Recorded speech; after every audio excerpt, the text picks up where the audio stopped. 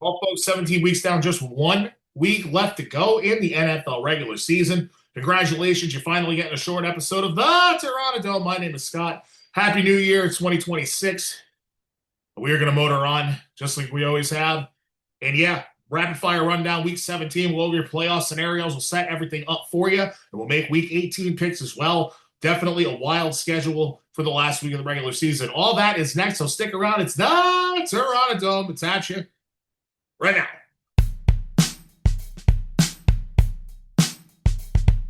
The first interception led to a field goal, and the second one led to a touchdown. You lost by 3. That's why you don't turn the ball over. We see it every week from multiple teams. It happens all the time, Patriots. Yeah, Pats +8, Pats money line. Book it, baby. Buffalo's going down. No. That's right. That's right. That's right. Respect the flying Elvis. Buffalo's going down. Denver money line. I like Denver money line too. I think this is the week for Philly. Denver is better than that 2-2 record for sure. It is. That's gonna be a low-scoring game over there in Philly. I think I'm gonna hammer the under on that game too.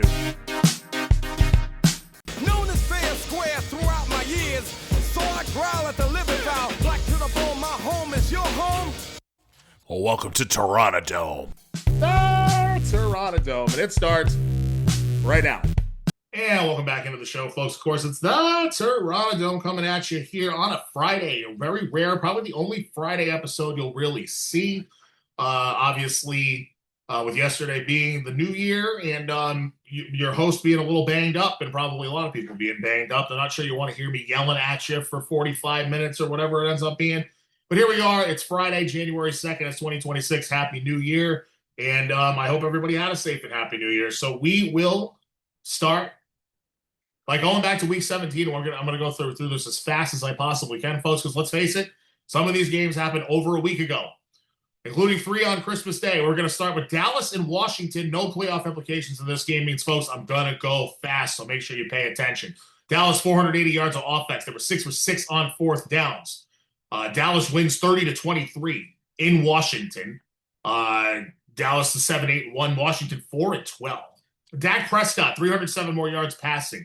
Dak Prescott leads the league in completions, attempts, and passing yards. It also has 4 fourth-quarter comebacks. He is the only reason that the Dallas Cowgirls may go 500 this year. Meanwhile, George Pickens, he had 4 catches for 78 yards in this game. Pickens on the season, 92 catches for 1,420 yards for Pickens. And 9 touchdowns. He earns him a spot as a first-team All-Pro. So congratulations to George Pickens. Somebody is going to have to give him the bag before next season starts. Dallas 30, Washington 23. First game on Christmas Day. Dallas will travel to the Giants this coming Sunday at 1 o'clock. And Washington will travel to Philadelphia for one of the 7 425 games. There are 7 games at 425 because of all the playoff implications. The league has done something smart. Make all these teams play at the same time. So that way, nobody has any incentive to rest people or take their foot off the gas or whatever. It's a good approach. It should make for a good week 18. Dallas at New York, Sunday, 1 o'clock. Washington at Philly, Sunday, 425. We move on. Second game, Christmas Day, 4:30 p.m. Everybody probably figures the Detroit Lions will go into Minnesota and beat the Vikings, who are starting Max Brosmer, an undrafted rookie out of the University of New Hampshire, just a couple hours up the road from where I am. But no, that was not the case, because this Detroit Lions team, we've talked about it all year on this show, is missing something, right? We think it might be the coaching. There's been a drop-off. Obviously, Ben Johnson was brilliant offensive coach. He's now in Chicago. Aaron Glenn was a very good defensive coordinator. He's now toiling with the Jets as their head coach. Detroit, 10. Minnesota, 23. Minnesota and Detroit are now both 8-8. The Vikings were 4-8. Both 8-8. The Vikings eliminate their division rivals from postseason contention. Minnesota had only 161 yards of offense in this game. And they won because the Detroit Lions turned it over not once, not twice, not 3, not 4, not 5, 6 MFing times. The Detroit Lions turn the football over. You are never going to win a game giving the team 6 extra possessions. Jared Goff had 5 turnovers by himself, 2 interceptions, and 3 lost fumbles. Every time Goff took off to run, he was inviting contact, and they kept popping the ball out. He must have been inspired from that little play that didn't end up counting at the end of the Pittsburgh game the week before. But again, simply no way to win a game when you give the other team 6 extra possessions. It's not possible. And it kind of sums up the season for the Detroit Lions. By the way, a master class by Minnesota defensive coordinator Brian Flores. I've been saying it on the show for 2 years now. This guy deserves another head coaching job. Say what you want about how he handled Tua being a little whiny biatch in Miami. This guy deserves another head coaching job. Hopefully he gets one. If Josh McDaniels can get 2 head coaching jobs, why can't Brian Flores? Just saying. Anyway, this means that the Detroit Lions will fall at least 6 games short of their 2024 season win total. It could be 7 if they lose to Chicago next week. It's the 4th win in a row for the Vikings. And the Minnesota Vikings, they are sitting at 8-8. They will host the Green Bay Packers on Sunday at 1 o'clock.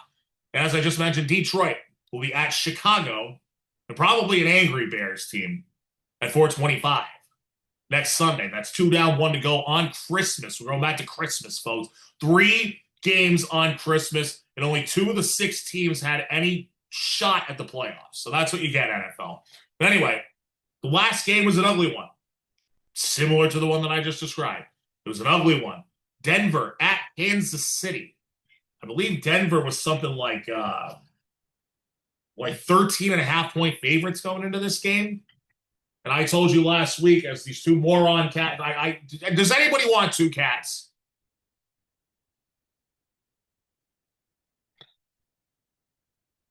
Told you last week the Kansas City would find a way to cover. Denver likes to play with their food. They like to win ugly. They continue to do that because Denver did win 20-13, but they did it late. And good teams, they do find ways to win ugly. Seen it here for years, but I'm not convinced that Denver are world beaters. And at the same time, you could make an argument, if you go back to early in the season, with the Colts game and with their first Chargers game, that they could easily be 15-1 right now. That is an argument that you could make if you wanted to. I don't really care to make it. I'm just telling you, they were very close to winning both of those games. They really got screwed in the Indy game. Leverage call. Anyway, Denver held the Kansas City offense, in air quotes, to 139 yards and just 57 net passing yards. Meanwhile, Denver's offense managed to go 11 out of 18 on 3rd down, and they held the ball for just under 40 minutes. So, yeah, you're going to find a way to win that game, right? Denver still needs to beat the Chargers in Week 18 to secure the number 1 seed in the AFC, but it has already been announced that the Chargers will basically be handing it to them. More on that in a bit. Actually, more on that in a second.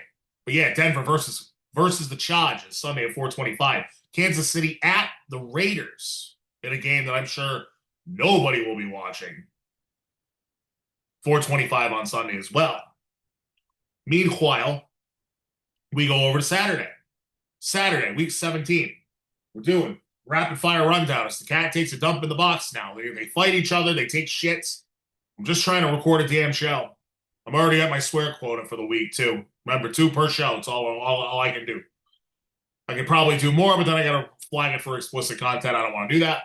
Anyway, Saturday afternoon, 4:30 game. The Houston Texans were at the LA Chargers. A couple of playoff-bound teams right here. And I'll tell you what, Houston continues to impress, man. They win this one 20-16 over the Chargers on the road. And it's the 11th time in 16 games that the Houston defense has allowed 20 points or less than 20 points. Not 20 points or less. The 11th time in 16 games that Houston has allowed less than 20 points. Very impressive. Also, that defense has created 26 turnovers this season, and they have a plus 14 turnover differential. That's the 2nd best differential in the league, and it's tied for the 3rd most takeaways. On the flip side, the Chargers kind of backing in on this playoff run like we saw them do last year. A little bit of a troubling trend as these playoffs roll around for the Chargers. Their passing offense has been held to 212 yards or fewer in 8 of their last 9 games. And yes, we know about the broken left hand for Justin Herbert. He needed surgery on. He's been playing through it with an armored glove. No one would be surprised if he's compromised. And 212 yards or fewer in 8 of their last 9 games for passing yards tells you he's compromised.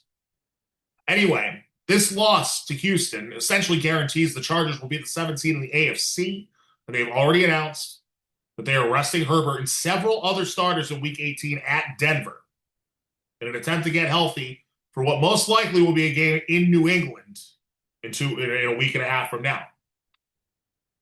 Houston, on the other hand, they hold a tiebreaker over both the Chargers and the Bills if the Bills were to slip up over their next final 2 games. Because remember, Bills came into the week with 11 wins, right? So if the Bills take care of Philadelphia, then the Bills would stay ahead of Houston as far as wildcard standings are concerned. Anyway, Houston will be at home against Indianapolis Sunday at 1 o'clock.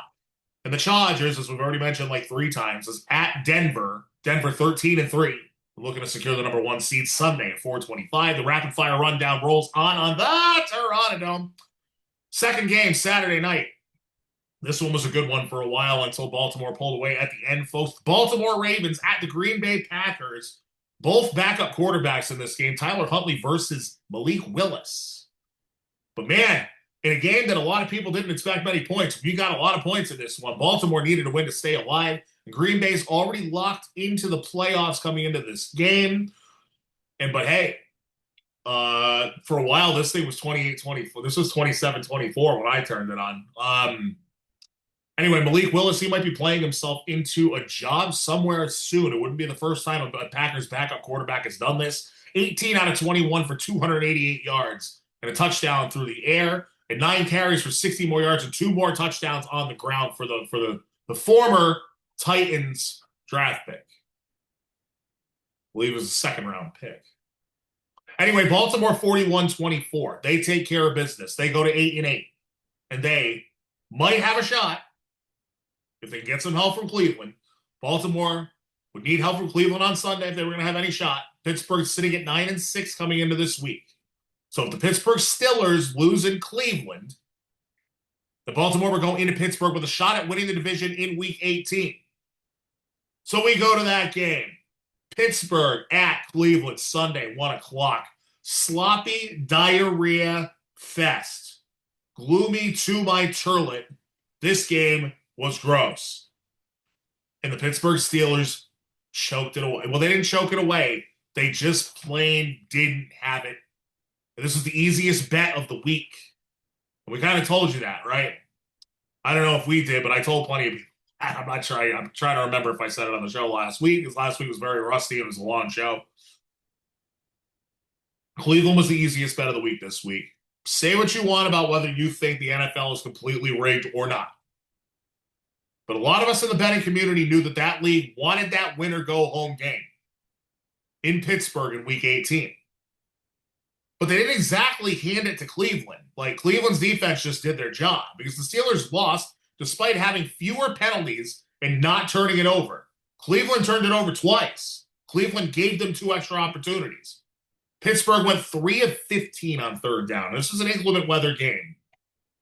3 of 15 on 3rd down. 0 of 3 on 4th down. Cleveland wins it 13-6.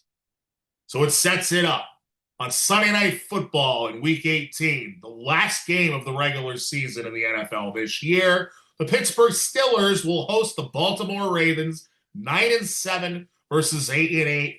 Winner gets the AFC North. Loser goes home. Buckle up. It's going to be an ugly-ass game, and millions of us will be watching it. Meanwhile, it's Cleveland at Cincinnati, Sunday, 1 o'clock. Cleveland will finish their season on the road in Cincinnati, 1 o'clock, sure to be cold in Cincinnati. Sunday, 1 o'clock slate, we continue. 2 teams in playoff positions. One for sure is going to the playoffs. The other, well, if they had won this game, they'd have probably been going to the playoffs. But the Seattle Seahawks went to Carolina down in Kakalaki to meet up with the 8-7 Panthers. And we told you last week on the show that the Panthers had alternated wins and losses each of their last 8 weeks. And they won last week, so we kind of told you should probably bet Seattle heavy. They were only favored by 7. They win at 27-10. Panthers play like poopy. All right? So Carolina continues the trend. They must now win against Tampa Bay in Week 18 if they want to win the division and make the playoffs.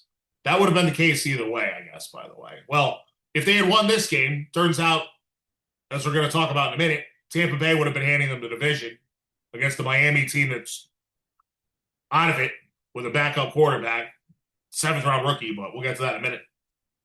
Anyway, Carolina, they pulled it within 7 early in the fourth quarter on a Bryce Young 10-yard touchdown run, but it was all Seattle after that. By the way, Bryce Young in this game was really bad. 14 out of 24 for 54 yards and an interception. You can't win football games like that. Bad weather certainly a factor here, but still, Sam Darnold wasn't great either. 18 out of 27, 147 yards, a touchdown, an interception, and a lost fumble. Zach Charbonnet, he was pretty good. He popped the cork. 18 carries, 110 yards, and 2 touchdowns for him, while Kenny Walker had 15 for just 51. So, Seattle goes to 13-3.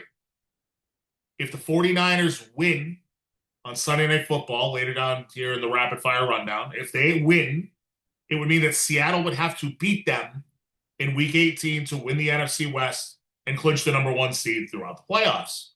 So, as I mentioned, Seattle at San Francisco, Saturday at 8 o'clock. Carolina at Tampa Bay, Saturday at 4:30. As it turns out, spoiler alert, both of those games will be for the respective division titles. That is good booking by the NFL.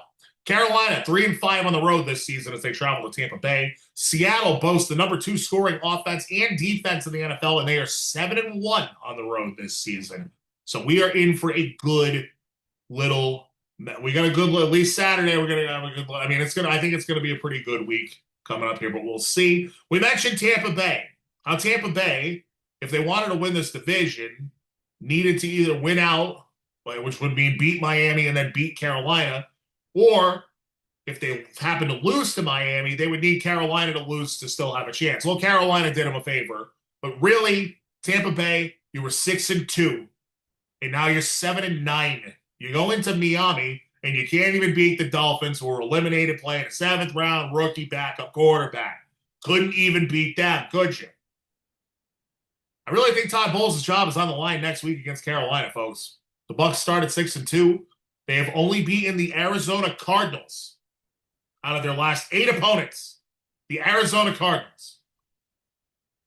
3 Baker Mayfield turnovers in this game, essentially lost it for Tampa. The first of 2 led to the first of 2 INTs led to a Miami touchdown, and a lost fumble late in the fourth quarter essentially allowed Miami to ice it and forced Tampa to use all 3 timeouts. Tampa would get it back down 20-10 with 150 to go. They managed to drive it 91 yards on only 4 plays. Big 59-yard catch by Chris Godwin and a DPI set them up on the Miami 4. Mike Evans' 4-yard touchdown makes it 20-17 with 50 seconds to go. But onside kick, unsuccessful. Game over. Tampa falls again. I actually think there's a chance that Mike McDaniel is saving his job right now in Miami with this late season run. They've won 4 out of their last 6, including a win over Buffalo in Week 10. I don't think that trend's going to continue this coming Sunday when Miami travels to New England, which, as I'm going to check right now, because as you know, oh no, sorry, my phone's off, but this is a Miami team that does not like to play in the cold. That is an understatement. We are expecting 31 degrees on Sunday. Miami does not like to play in 31 degrees. Pats are 10.5-point favorites. It's a Sunday 4:25 kick. And we've already mentioned Tampa Bay versus Carolina. 8-8 versus 7-9, Saturday at 4:30. Unbelievably, a win over Carolina gives Tampa the division at 8-9. They would win the tiebreaker based on a slightly better record versus common opponents. That's the 3rd tiebreaker if you're keeping score at home. So here we go. We shall see. Now, more playoff implication games. Here we go. The Jacksonville Jaguars were at the Indianapolis Colts, and old man Phillip Rivers starting apparently his final game in his NFL career. And they go in there and barely get it done. They win it 23-17. 23-17, Jacksonville goes to 12-4. And Indianapolis drops to 8-8. Indy needed a Texans loss the day before to keep their very slim playoff hopes alive. And the Colts actually led this game as late as 1:30 left in the third, but the Jags would get 3 field goals in the final 13 and a half minutes to put the game away. Trevor Lawrence has been playing really well. I mentioned that on the show last week. I wish I had stuck with Tyler Shuck in fantasy because then I at least would have won one of my 2 finals. But I didn't. I went with Trevor Lawrence. He goes for 263, no passing touchdowns and interception, does have 2 rushing touchdowns. Parker Washington was in my lineup, and I decided to get cute, and I played Kyle Williams. Parker Washington, 8 catches for 115 yards. Kyle Williams, 3 catches for 25. Would have won, as it turns out. It was a Bijan free say, whatever. Nobody cares about my fantasy team. Nobody cares about your fantasy team. You can pretend to care, but really you only care about your own team. I've been doing this for 20 years. Trust me, I know. It's all good, though. Old Man Rivers, 17 out of 30 for 147, a touchdown and interception in his final game. Jonathan Taylor, 21 carries for just 70 yards and a touchdown. So it'll be Jacksonville. And they'll host Tennessee on Sunday at 1 o'clock. And Indy will travel to the 11-5 Texans, and they will be starting rookie quarterback Riley Leonard Sunday at 1 o'clock. Jacksonville can still get the number 1 seed in the AFC, but they would need both the Broncos and the Patriots to lose in Week 18. But they still can. So I expect Jacksonville to try to win that game and not rest anybody. So we shall see. Speaking of the New England Patriots, with our, as I always like to say, we are a New England-based show, aren't we not? Well, the New England Patriots went to the Meadowlands to play the New York Jets. Oh, those wonderful rival New York Jets. You love when you get to beat up on them. They're a miserable team this year with no quarterback, and guess what? You beat the bag out of them. And it's not that impressive. I actually don't find it impressive at all for the Patriots, by the way. 42-10, New England goes to 13-3. Jets dropped to 3-13. The first bullet point I have in my notes says LOLOLOLOL Jets in all capital.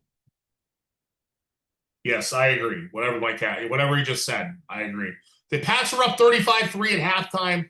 Jets seem completely uninterested in playing this game, which tells you that Aaron Glenn has already lost the locker room. Very good. If you've ever heard the Lou Reed song, A Perfect Day, such a perfect day. Well, in my notes here, I have such a perfect May. Drink sangria in the park. Yeah, Drake May, dude.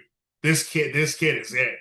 Even, against soft coverages and just, but this is just, it's video game. This is nothing short of video game. 19 out of 21, 256 yards, 5 passing touchdowns for the guy who is now the favorite to win the MVP in just his second season, Drake May. Ramondre Stevenson had 8 carries for 47 yards and a touchdown. He added 5 catches for 55 and a touchdown. Stephon Diggs, who's got himself a little bit of hot water legally. But this isn't really the show for that. I'm not here to speculate on police reports and he said, she said. But man, bad timing to get yourself in hot water legally. Diggs, 6 catches for 101 yards and a touchdown. Austin Hooper had a 2-yard touchdown catch. Hunter Henry had 3 for 45 and a touchdown. And Efton Chisholm III finally gets on the field. 2 catches for 40 yards in his first career touchdown. First of hopefully many for Efton Chisholm. So again, the Pats can get the 1 seed if the Broncos somehow lose to the Chargers backups. And they also beat Miami at home. I expect that they will beat Miami at home. If both New England and Denver win, the Patriots will be playing the Chargers in the opening round of the playoffs. As I've already mentioned, New England versus the 7-9 Dolphins, 10.5-point favorite Sunday at 4:25. And the New York Jets will travel to Buffalo to take on a pissed-off Bills team. A Bills team that may not be able to improve their seeding by the time that game starts. We shall see. That game at 4:25. And now for some crapbag football. We've got 3 crapbag football games, 3 games that are kind of crappy and also have no playoff implications whatsoever. We start Arizona at Cincinnati. I could have told you. We told you how this game was going to go. It's exactly how it went. Cincinnati 37, Arizona 14. But at least Joe Burrow is having fun playing football. Since returning on Thanksgiving night, Joe Burrow is 3-2. He's out 123 out of 184. That's 66.8% passing, 1,384 yards, which is 277 yards a game, 12 passing touchdowns, and just 4 interceptions. He's having fun, I guess, relatively speaking. He probably would like to be like in the playoffs more than once, especially considering he was a national champion at LSU. Just saying, might want to help the guy out or he's going to demand a trade. Chase Brown, without Chase Brown, the whole town would fall down. 22 carries, 101 yards, 2 touchdowns for him. And Jamar Chase bank. You can bank on Jamar Chase. 7 catches for 60 yards and 2 touchdowns. Arizona has won 1 game in the last 4 calendar months. They were 2-0 on September 14th. That's what I'm saying. They've won 1 game in 4 months. By the way, Jacoby Brissett has played well. I compiled the numbers. Really, I just looked them up on Pro Football Reference. But he's completing 64.5% of his passes, has 3,123 yards, 21 passing touchdowns against just 7 interceptions. He's added 150 yards on the ground, another score. Good for Jacoby Brissett. He's going to keep himself in the league for another number of years because every time he goes in, he's serviceable. But he is just 1-10 as the starting quarterback. Next up, Arizona is at the Rams Sunday at 4:25. We will talk about the Rams a little bit later on. And Cincinnati will host Cleveland in another crap-bag meaningless game Sunday, 1 o'clock. Just 2 more crap-bag games this week. Rapid-fire rundown, the Terranadome. Thanks for hanging out with me on a Friday. A lovely Friday here in New England where the field temperature is a balmy 6 degrees. So good to see you. New Orleans, they traveled to Nashville to take on the Tennessee Titans. And man, this was one of the best games of the week. Not that anyone really cared. But Tyler shucked that corn, show a ship. Tyler Shuck, man, he can shuck it. I think he can play. This kid goes 22 out of 27 for 337 yards and 2 touchdowns. If I had the stones to keep him in my lineup, I would have beat you, Nick. I would have beat you. I would have beat him. I would have won my damn league for the first time in a very long time. And I tinkered. Something you should never do too much of is tinker with your lineups, folks. Trust that gut. Fantasy community. New Orleans wins this one 34-26. 6-10 on the year for the Saints. We thought they were going to be a bottom 2 team. And they were until they put Tyler Shuck in there. Shuck is 5-3 now. 67.8% of his passes are being completed.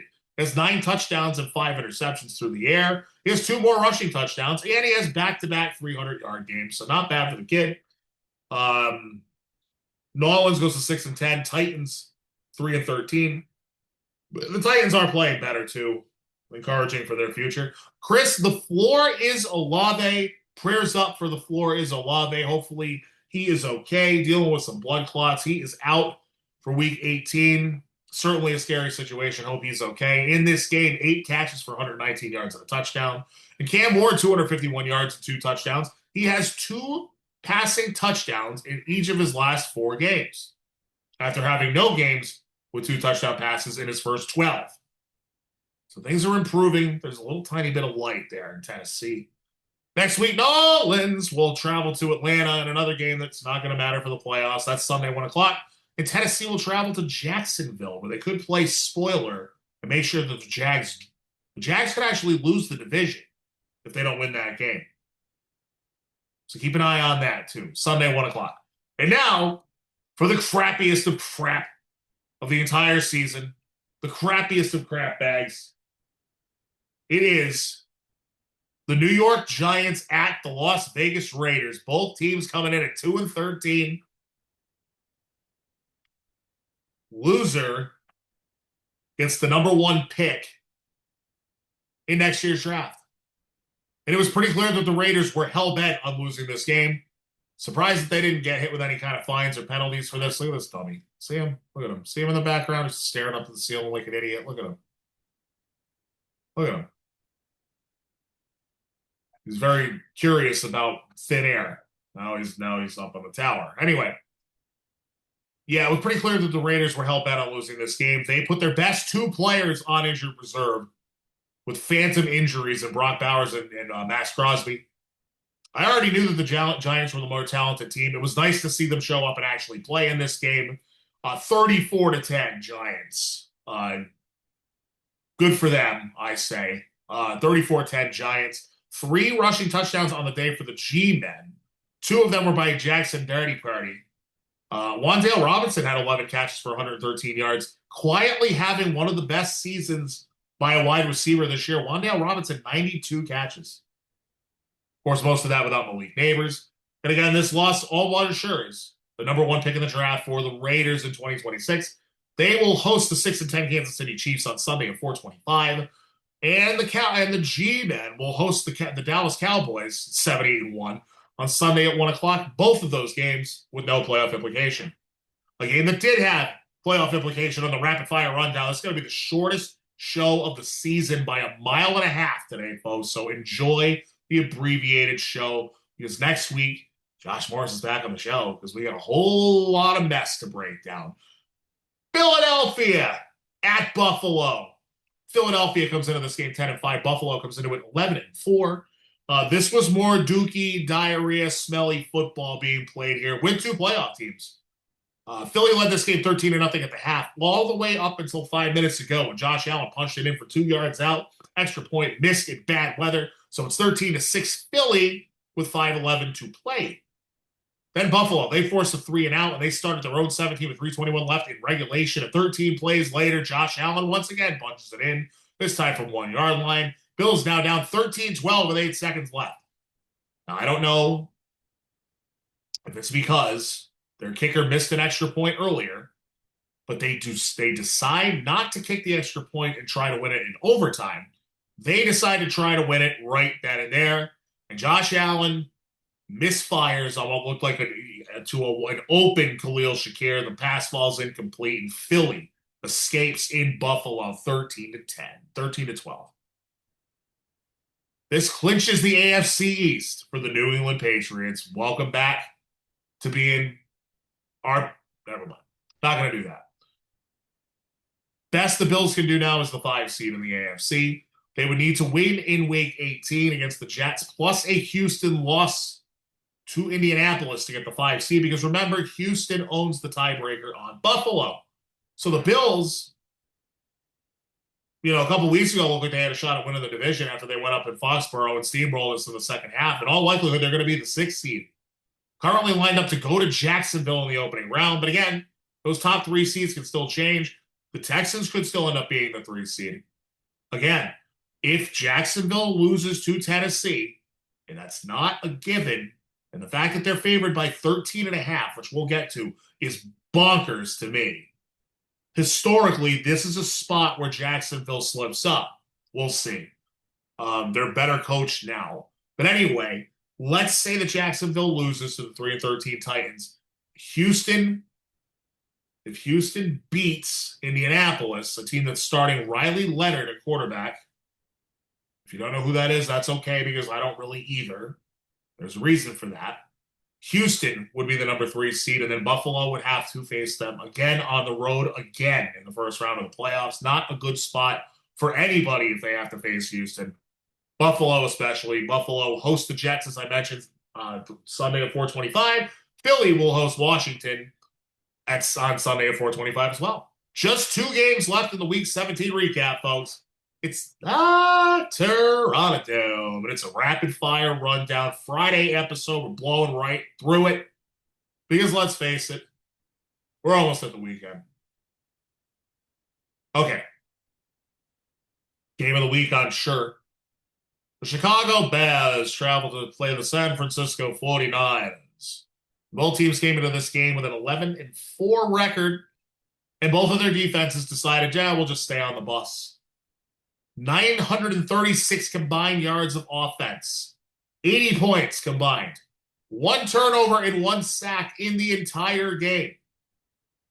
Both of those, San Francisco. Purdy was sacked and did throw 1 interception. The teams combined to go 13 out of 22 on 3rd down. Brock Purdy, just mentioned him, he threw a pick 6 on the first play from scrimmage, and then he dominated.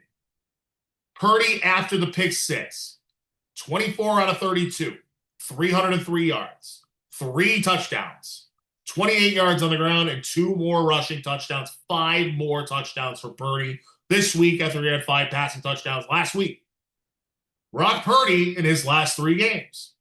And granted, you thought the Bears were kind of legit defensively, the Colts and the Titans certainly not so much. But regardless, Purdy winning people fantasy championships, 3-0 record, 76.5% completion percentage, 893 yards, 11 touchdowns, and 2 interceptions. Throw in the 2 rushing touchdowns. He has 13 total touchdowns in his last 3 games.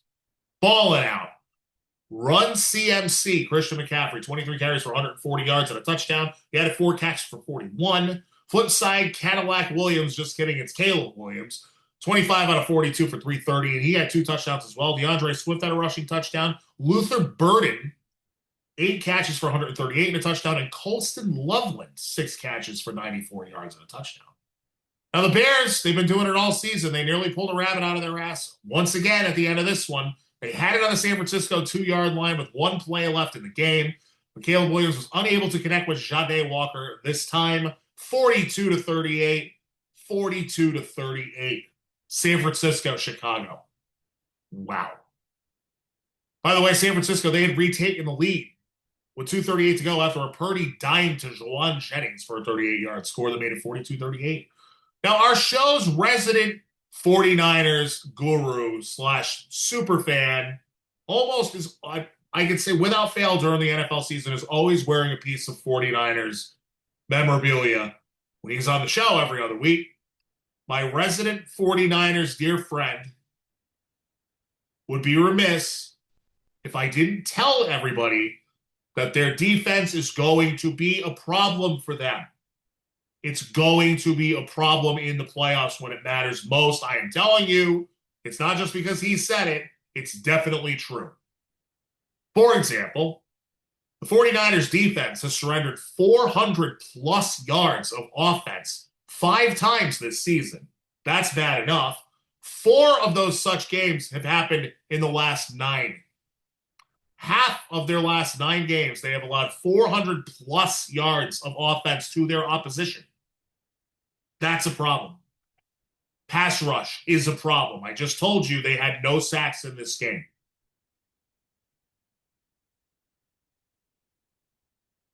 But regardless of that, with the win, the 49ers now have a chance to get the number 1 seed in the NFC. We will repeat these playoff scenarios again when we go to do picks in just a second.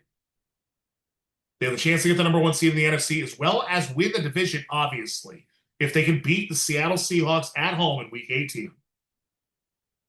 And with Green Bay's loss on Saturday, the Bears had already secured the NFC North title, but a win in this game would have at least given them an outside shot at the 1 seed.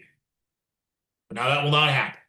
So, in Week 18, it sets up 12-4 San Francisco versus 13-3 Seattle. Saturday at 8 o'clock. Chicago versus Detroit. Sunday, 4:25. We have 1 more game in the Week 17 Rapid-Fire Rundown, folks. I actually wasn't lying to you for once. This one is moving fast. Monday Night Football. Rams are favored by 8 or 9, depending on your book. And Josh talked me out of picking the Falcons to cover. That is the last time that I will not trust my gut and let him talk me out of something, because the Rams lose on Monday Night Football at Atlanta to the Falcons, 27-24. Atlanta wins it. The Rams fall to 11-5. We were talking about them as being the number 1 seed and the best team in the NFL as recently as 3 weeks ago. Or 2. Atlanta now 7-9. Yeah, I bet you if Kirk Cousins had played all year, then Atlanta would be in the playoffs. But this is the Bijan Robinson game, folks. Bijan Frise, best in show. He's been best in show for the last month now in the NFL among running backs. Falcons had a 21-0 lead at halftime thanks to 2 Bijan TDs. One was a 93-yard run. And also there was a pick 6 thrown by Stafford in there. And 2 out of the 3 interceptions that Matthew Stafford threw led to Atlanta touchdowns in this game. The Rams came out in the second half and scored 17 points on 3 of their next 4 drives with Stafford's 3rd interception mixed in. Then the Rams would get it back. 7:28 to go in the fourth quarter at their own 11. 8 plays later, it's Stafford hitting Puka Nacua for an 11-yard touchdown, 24-24, with 2:46 left. And then some weird stuff happened. Falcons got 3 first downs on the ensuing possession. The Rams had all 3 timeouts and didn't use them. Sean McVay trying something new, evidently. I didn't see the end of this game. But what in the blue blazes are you thinking, Sean McVay? They got 3 first downs before the Rams ever called a timeout. The Falcons were already in field goal range before the Rams called a timeout.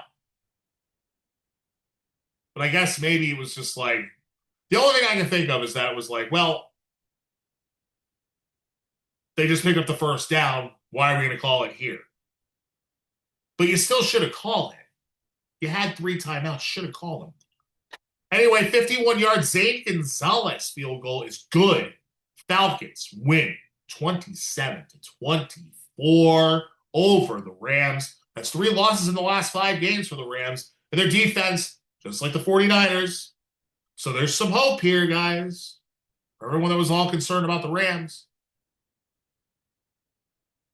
Their defense is becoming a problem. So, remember how I mentioned they've lost 3 games in their last 5? In that 5-game span, their defense is allowing 29.4 points per game. As an example, the worst defense in the league this year, I believe, is allowing for the season just under 31. So that's not good. In their first, this would have to be their first 11 games, the Rams only allowed. Let me start that over because I staggered it too much. In the last 5 games, the Rams are allowing 29.4 points per game. In their first 11 games, the Rams only allowed 16.3 points per game. That's a 2-touchdown difference. I don't know if it's a coincidence or not, but Stafford's been turning the ball over. That might have something to do with it too. Is his MVP case crumbling? I think it is. 6 of his 8 interceptions on the season have come during this 5-game span. And one other note, shout out to Bijan Robinson once again. I believe the best all-around back in football. He's ridiculous. 22 carries for 195 yards and a touchdown. He had 5 catches for 34 yards and a touchdown. And just to prove my point, he leads the league with 2,255 scrimmage yards. He is second to James Cook at 5.3 yards per tote, 4th at 1,445 rushing yards. And oh, by the way, Tyler Algier has 136 carries. So it could be a lot better for Bijan, but it's not. The Rams now have no chance of the number 1 seed. They will play the Cardinals at 4:25 on Sunday. In Atlanta, they will host the New Orleans Saints, who are 6-10 on Sunday at 1 o'clock. That, ladies and gentlemen, concludes the Rapid Fire Rundown. We move to scenarios and picks. Now, what we've got is last week, Josh and I weren't very good on our picks. Not only was I rusty on the show itself, but also, yeah, we were like 8-8 each. Or 8-7, I'm sorry, because I forgot the damn Saints and Tennessee Titans game. Didn't even pick that one. We were both 8-7 on the show last week. And now I present to you our picks for week. And see, he's doing his different than mine. He's doing everything by the spread. So, like, this is where it's going to get confusing, but I'm going to try to do my best here. Always good material when you got to read stuff off of a phone. But anyway, scenarios. Saturday, Tampa Bay versus Carolina. Tampa Bay, 2.5-point favorites. The winner is the NFC South champion, NFC South champion. The loser gets diddly poo. We are both in agreement. I think the Carolina wins, and he's got Carolina to plus 2.5. I think Carolina is going to continue that every other trend, and Tampa Bay is they are free falling like nobody's business here right now, folks. So we've got that. Then we've got the Seattle Seahawks at the San Francisco 49ers. Seahawks are favored by 1.5. As you might expect, Josh has San Francisco plus 1.5. I think that really means that he thinks they're going to win. I think San Francisco is going to win as well. So we're in agreement there. The winner is the NFC West champion and number 1 seed in the NFL, in the NFC. So there you go. We continue. Sunday, 1 o'clock slate. The New Orleans Saints at 6-10 are 3.5-point underdogs, probably because they don't have Chris Olave. At the 7-9 Falcons, Josh and I are both taking the Falcons here to cover and to win. That game, no playoff implications. We move on. Another one, but no playoff implications. Cleveland at Cincinnati. Cleveland 7.5-point dogs here. I think Cincinnati's just too explosive on offense. Cleveland, at one point in the season, had the number 1 defense in the league. That has since gone away. They're middle of the pack now. I don't see the Browns putting up 30 points to be able to keep up with Cincinnati. We both like Cincinnati minus 7.5. Continuing. The Dallas Cowboys are 3.5-point favorites at the Giants. And here's where Josh and I finally differ. He says Cowboys minus 3.5. I think the Giants are going to win that game. It's a weird line, I think, even though it would behoove them not to because they would probably keep them as the number 2 draft pick in the draft. I think the Giants are going to win that game. Just as it's a weird line, it should be more than 3.5. It's weird. Give me the Giants there. Next, Minnesota, 7.5-point favorites. So he's got Minnesota 7.5 points. So he didn't pay attention. Green Bay are 7.5-point dogs because Green Bay are resting players. I'm just going to say he picked Minnesota. I picked Minnesota as well. Minnesota, hungrier. Packers trying to rest up. Injured quarterback, injured running back. That's what they should be doing. Minnesota minus 7.5. We agree. Next up, Houston. 10.5-point favorites. 11-5 Houston versus 8-8. We're starting Riley Leonard at quarterback, Colts. We both have Houston covering. The 10.5. A Houston win would secure the 5 seed for them. If the Jaguars lose to the Titans and Houston wins, it would make Houston the AFC South champions. We move on. We're in agreement on this one too. Tennessee, aforementioned, 13.5-point underdogs in Jacksonville. That is too big of a number. The Titans are playing too well, and it feels like one of those spots. We both like the Titans to cover the plus 13.5. Really, I think that's a slam dunk. That's an easy bet. 8 more to go. Sunday 425 slate has 7 games. Well done by the NFL on this. The first 2 don't really matter. Kansas City 6-10 at the Raiders are 5.5-point favorites at the 2-14 Raiders. Kansas City. And he missed that one. He doesn't even have it in there. But I know for a fact, I'm just going to count it as he's taking Kansas City. He's going to take Kansas City. I'm positive he's going to take Kansas City. There's no chance the Raiders win this game. I like this next one, Philly minus 3.5 against Washington. I think Philly's probably going to pull their starters after halftime. I actually think Washington wins this one. Josh disagrees with me. He goes Philly. Next up, Jets in Buffalo. 6.5-point favorites are the 11-5 Buffalo Bills.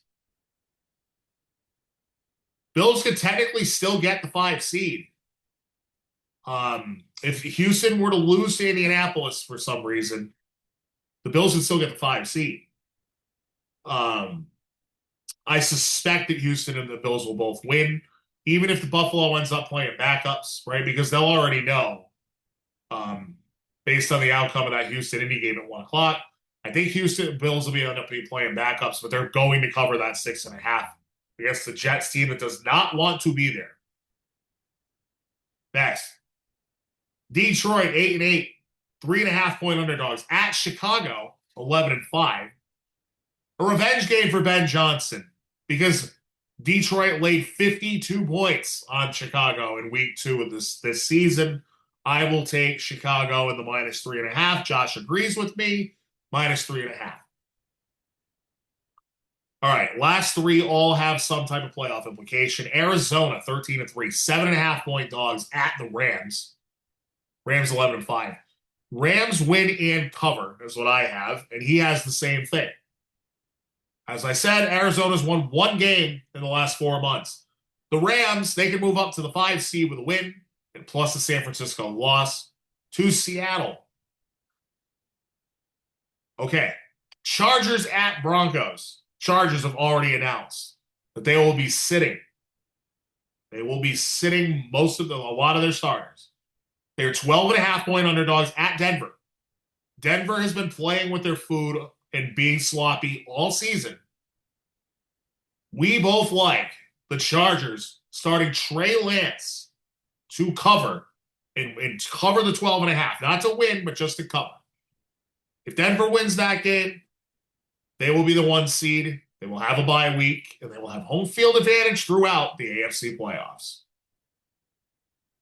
Next, the New England Patriots are 10.5-point favorites against the 7-9 Dolphins, 13-3 Pats.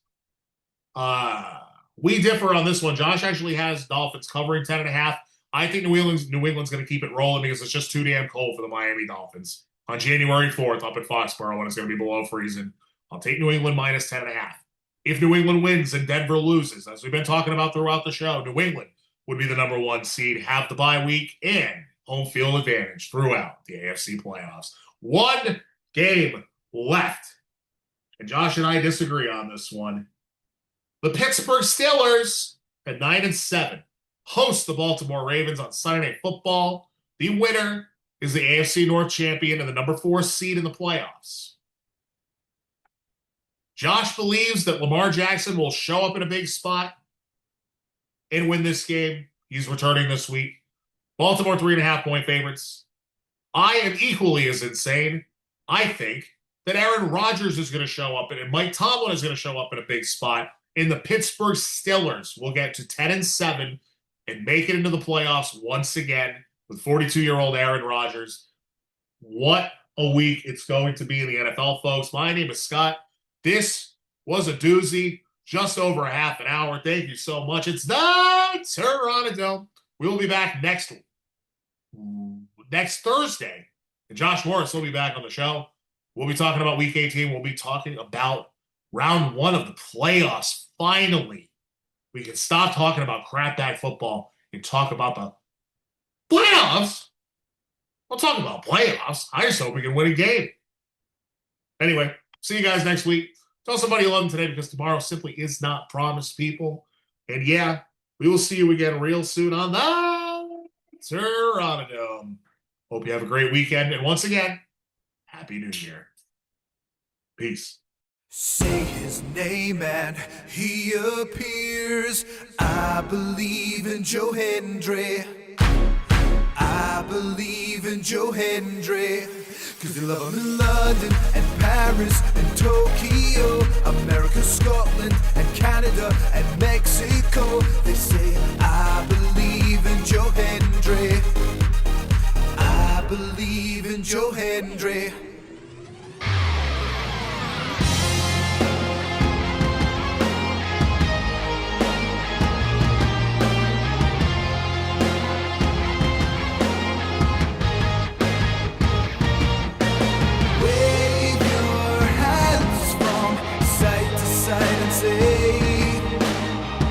I believe in Joe Hendry. Joe Hendry is so prestigious.